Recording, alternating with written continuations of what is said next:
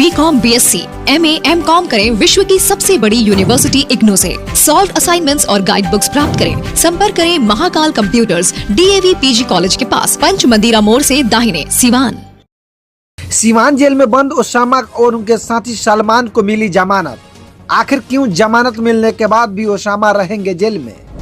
दरअसल लगभग 1 महीना पहले दिवंगत पूर्व सांसद शहाबुद्दीन साहब के बेटे ओसामा की गिरफ्तारी राजस्थान के कोटा से। गिरफ्तारी के बाद जब ओसामा को सिविल कोर्ट में पेशी की गया तो जज साहब ने ओसामा को 14 दिन के न्यायिक हिरासत में भेज दिया था। उसके बाद से लगातार सुनवाई हो रही थी, लेकिन केवल ओसामा की सुनवाई सिवान में नहीं बल्कि मोतिहारी में भी एक मामले में हो रही थी।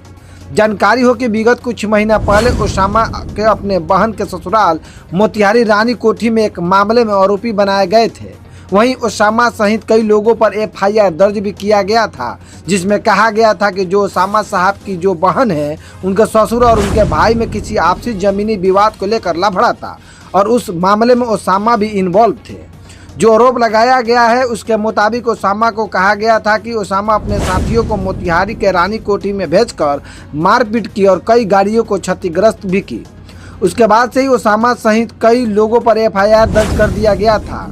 वहीं अगर सिवान की बात की जाए तो सिवान के छपिया में अभिषेक कुमार जिम्मी ने एक जमीनी विवाद के लेकर ओसामा का कॉल रिकॉर्ड के आधार पर यह आरोप लगाया था कि मेरा जमीन है छपिया गांव में और मैं अपना जमीन का एग्रीमेंट कर दिया था लक्ष्मीपुर के रहने वाले अर्जुन यादव से। अर्जुन यादव कंस्ट्रक्शन के कार्य करा रहे थे, तभी वहां कुछ लोग पहुंचकर बाउंड्री का तोड़फोड़ किया और फायरिंग किया। यही नहीं, ओसामा फोन कर WhatsApp पर हमको धमकी भी दिया। वहीं अभिषेक कुमार जिम्मी के तरफ से इस विवाद में ओसामा और उनके दोस्त सलमान पर FIR दर्ज कराया गया था, लेकिन वही गिरफ्तारी को लेकर पुलिस जगह जगह पर छापेमारी कर रही थी, लेकिन ओसामा को गिरफ्तारी नहीं कर सकी हुसैनगंज पुलिस। उस वक्त दिल्ली में थे ओसामा और दिल्ली से राजस्थान के कोटा जा रहे थे। तभी देश में कई राज्यों में चुनाव होने वाला था और हर जगह धारा 144 लगा दिया गया था, लेकिन पुलिस ने शक के दायरे में लेकर ओसामा के कोटा में पूछताछ की। उसके बाद से ही गिरफ्तार कर ली।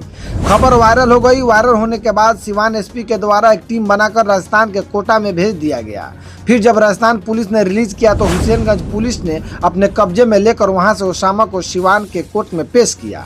सिवान सिविल कोर्ट के जज ने 14 दिन के न्यायिक हिरासत में भेज दिया। उसके बाद से लगातार सुनवाई हो रही थी।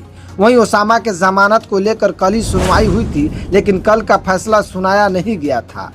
वहीं ओसामा के जमानत को लेकर कल ही सुनाई गई थी, लेकिन कल फैसला नहीं सुनाया गया था। उस फैसले को जज साहब ने सुरक्षित रखा था।